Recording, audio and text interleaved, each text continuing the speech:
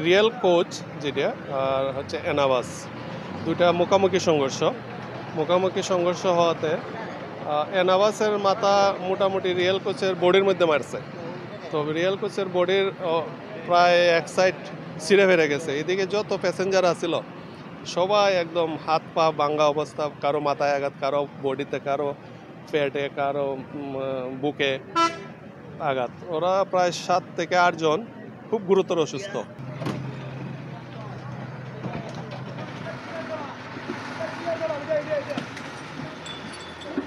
হে overtake করে এইটার fur মেরে দিছে। ফার মারে তো মনে হয় চাইছিল, তো মনে হয় আবার খাইতে তো মনে হয় আইতো, এরপরে দিয়া পারছে না, ওই তো মনে ওই দিক দিয়ে আইছে। আর এটার মধ্যে তো মনে অনেক কিছু হয়েছে। দেয়া তোমার তো মনে গিয়া পুলিশ আনা আধা ঘন্টা দুইটা। হঠাৎ একটা বিকট শব্দ করছে, তারপর আমি চাইছি দেখি দুই গাড়ি একবারে মুখোমুখি সংঘর্ষ। তারপর অনেক মানুষ শিক্ষা পড়ছে, তখনই আমি দোকান লাগাইয়া দৌড়ে গিয়ে আগুয়েছি, কিছু হেল্প করছি।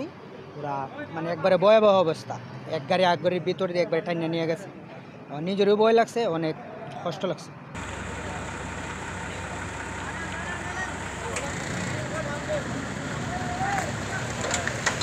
12টা 25-এ আমরা সংবাদ পাই যে কদমতলী দুটি বাসের সংঘর্ষ হয়েছে।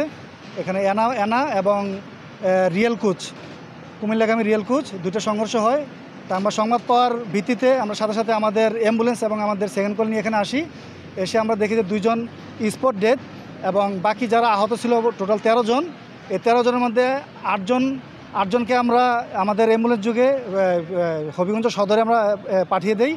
আর বাকিদেরকে আপনার পুলিশ এবং পিকআপে, পুলিশের ভ্যান এবং পিকআপে করে তাদেরকে সদরে পাঠানো হয়।